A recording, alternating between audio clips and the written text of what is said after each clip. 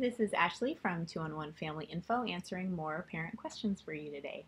Our next question comes from Tom in Eugene, and he asks, why does my child feel the need to scream talk?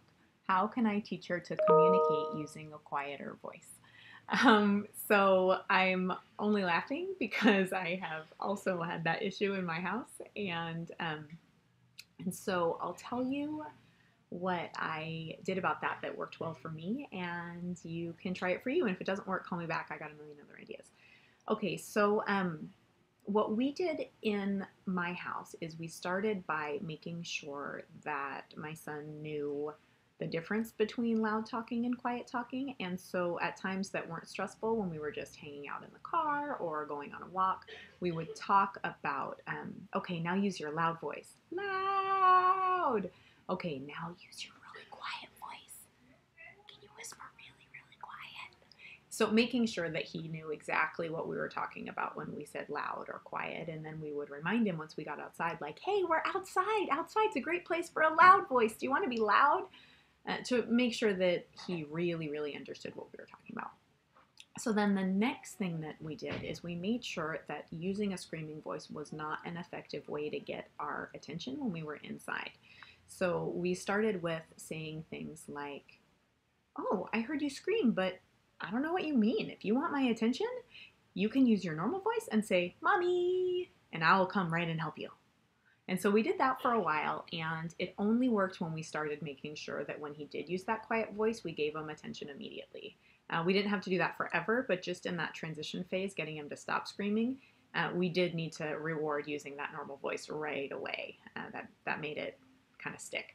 And then what we did after that phase, and what we still continue to do now, is if he does use a screaming voice, we just don't respond. And sometimes he needs a little reminder of, oh, I wonder if you're talking to me. I'll talk to you when you use your normal voice or when you use your quiet voice. And then, go back to washing my dishes or whatever.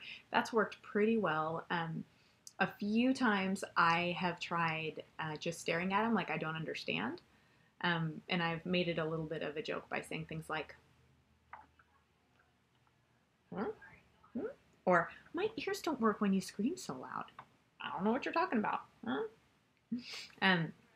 So by being expressive, it was fun and made it a little bit of a game. So that worked for a while, and then we had to stop being cute and fun because he wanted that to be the game. So typically now that we know that he understands about screaming, we just don't respond at all if screaming is happening.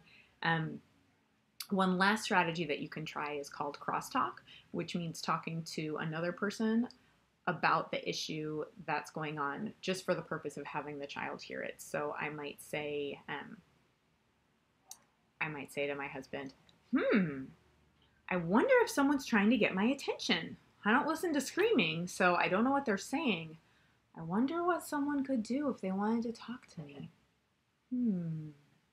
So by cueing that way, I was able to not give attention to the screaming, but also reinforce that I really am interested in hearing what he has to say as soon as it's at a quieter level. So try those things, and if that doesn't work, or if you want more information, then give me a call. My number is 211, and my extension is number 5. Or you can also get a hold of me by texting or emailing. Okay, let's talk to you soon.